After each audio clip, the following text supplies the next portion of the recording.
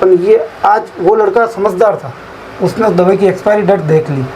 But जो ग्रामीण क्षेत्र के लोग आते हैं उनको भी तो दवाई गई होगी। तो गंभीर स्थिति मतलब आरके हॉस्पिटल हो या गोवर्धन राजकीय चिकित्सालय, यहाँ पर जो जांचें हो रही है उस पर किसी को भरोसा ही नहीं है। आपके रोज स्टॉक आ रहा है दवाई का, उस स्टॉक को चेक कर रहे हैं, तो पुरानी दवाई भी तो चेक करो, एक्सपायर दवाई कितनी पड़ी है अपने पास हटानी चाहिए। तो 3 महीने बीत गए उसके बाद भी ये स्टॉक में पड़ी है। और सबसे बड़ी बात ये, वहाँ का जो इंचार्ज है वही ये दवा दे रहा है। राजसमंद के साथ ही नाथद्वारा के गोवर्धन राजकीय जिला चिकित्सालय के अंदर पिछले 1 माह से जांचों को लेकर अलग अलग बातें सामने आ रही है, विरोधाभास की स्थिति भी सामने आ रही है, और कि जो नाथद्वारा गोवर्धन चिकित्सालय की जो लैब है वहाँ पे जो जांचें की जा रही है उसका रिजल्ट अलग आ रहा है, बाहर अलग जांच करवाई जा रही थी उसके रिजल्ट अलग आ रहे हैं। और इसी बीच में आज एक और अनियमितता सामने आई है गोवर्धन राजकीय जिला चिकित्सालय की, जहाँ पर भर्ती एक पेशेंट के अवधि पार दवा मिली है।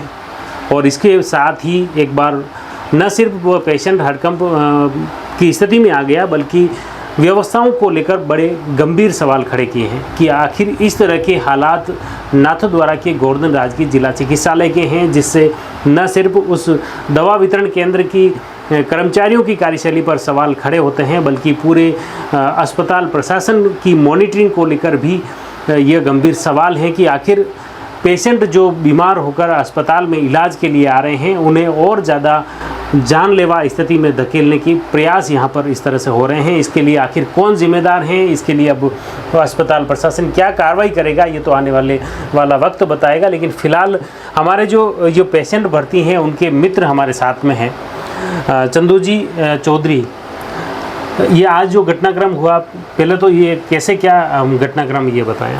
हुआ ऐसा था, संडे के दिन मेरा मित्र बीमार हुआ था, संडे को चेक कराया, उसको शाम को 5 बजे घर लेके चले गए थे। मंडे तक उसकी तबीयत सही नहीं हुई थी, तो वो पुरोहित हॉस्पिटल गए थे। पुरोहित साहब ने उसको वापस नाथद्वारा हॉस्पिटल भेजा कि आप वहाँ एडमिट हो जाओ, अपने पास एडमिट होने की जगह नहीं है। अपन ने वहाँ उसको एडमिट करा, उसकी प्लेटलेट गिर गई थी और उसको उल्टी दस्त चालू हो गए थे, तो उसको 2 दिन से भर्ती था। आज सवेरे डॉक्टर साहब राउंड पे आते हैं, उसको एक मेडिसिन लिखते हैं करीबन 10 साढ़े 10 बजे। उसका ब्रदर जाके वो मेडिसिन लेके आता है, तो मेडिसिन एक्सपायर्ड थी। इसके लिए अपन हॉस्पिटल इंचार्ज किसी से बात करते थे, छुट्टी भी हो गई थी। पर ये आज वो लड़का समझदार था, उसने उस दवाई की एक्सपायरी डेट देख ली। बट जो ग्रामीण क्षेत्र के लोग आते हैं उनको भी तो दवाई गई होगी, किसी न किसी दूसरे को भी गई होगी। और अगर उसने एक्सपायरी डेट नहीं देखी और ये दवाई ले ली तो दवाई कितनी जानलेवा हो चुकी होगी उसके लिए। एक तो सरकारी जो दवा केंद्र है वहाँ पर मार्च महीने की दवा अभी जून में मिल रही है, मतलब 3 महीने बीत गए उसके बाद भी ये स्टॉक में पड़ी है। बिल्कुल, और सबसे बड़ी बात ये, वहाँ का जो इंचार्ज है वही ये दवा दे रहा है। अच्छा। और उस पर एक्सपायरी डेट के ऊपर वो दिन में 3 बार दवाई लेने के लिए पेन से मार्क कर रहा है, तो उसको एक्सपायरी डेट दिखी नहीं इस समय। हाँ, मतलब उसमें निशान लगा रहे हैं कि इस दवा को 3 बार लेनी दिन में 3 बार लेनी, और वो एक्सपायरी डेट के जस्ट ऊपर लगा रहे हैं। तो मतलब ये खुली लापरवाही है, खुली लापरवाही है, घोर लापरवाही है। जांच में देख लो, अभी आज हमने खुद ने हमारे इस पेशेंट की जांचें 3 दिन में भारी करी है। हाँ, वहाँ तो भरोसे लायक भी नहीं है अस्पताल। नहीं, भरोसे लायक नहीं है। क्या क्या जांचें करवाई आपने? हमने करीबन CBC कराई, लीवर टेस्ट कराए, ऑलमोस्ट सब तरह की जांचें कराई है, होम लैब पे कराई थी, और सब जांचों का बिल होगा करीबन 6 से 6.5 हज़ार रुपये का। तो आपने अस्पताल में जांचें क्यों नहीं करवाई? 1 महीने से सुन रहे हैं, अंदर रिजल्ट अलग आ रहा है, बाहर अलग आ रहा है। तो ये तो गंभीर स्थिति, मतलब आरके हॉस्पिटल हो या गोवर्धन राजकीय चिकित्सालय, यहाँ पर जो जांचें हो रही है उस पर किसी को भरोसा ही नहीं है। नहीं, किसी को भरोसा नहीं है। तो वहाँ के डॉक्टर हैं, आपने उन डॉक्टरों से भी बातचीत की क्या इसको लेकर? हाँ, मैंने डॉक्टर अनिल जी शाह को इसका फ़ोटो भेजा है। सर ने मेरे को कहा है कि मैं इसका नोटिस निकाल चुका हूँ। और वो नोटिस कब निकल रहा है, क्योंकि 11 बजे हॉस्पिटल बंद हो जाता है, 11:30 पौने 12 बजे तक ये घटना हमारे सामने, आप सबके सामने आ गई थी। इस दरमियान नोटिस कब निकला? अब हॉस्पिटल बंद होने के बाद घर जाके तो नोटिस निकलता नहीं है। तो आपने कंप्लेन कब की?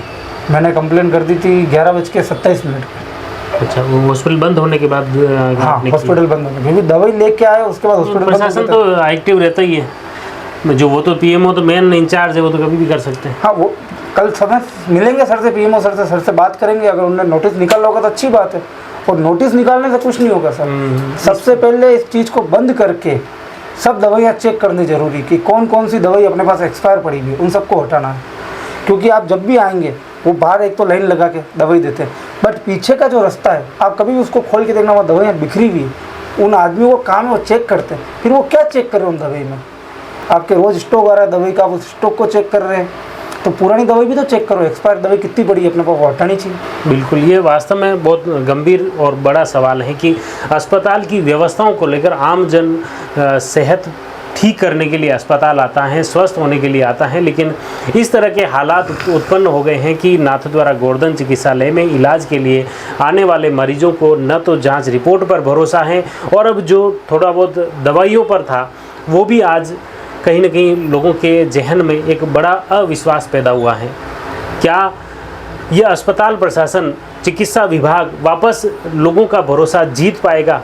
क्या व्यवस्थाएं ठीक हो पाएगी? यही यक्ष सवाल हर व्यक्ति के जहन में है। निश्चित तौर पर ये टूटा भरोसा लोगों का वापस जीतने के लिए चिकित्सा विभाग सख्त कदम उठाए, वरना इसी तरह ये आने वाले समय में न सिर्फ पेशेंट के लिए घातक होगा, बल्कि चिकित्सा व्यवस्था और सरकार की कार्यशैली पर भी गंभीर सवाल हैं। आप जुड़े रहिए जयवर्धन न्यूज़ के साथ। धन्यवाद।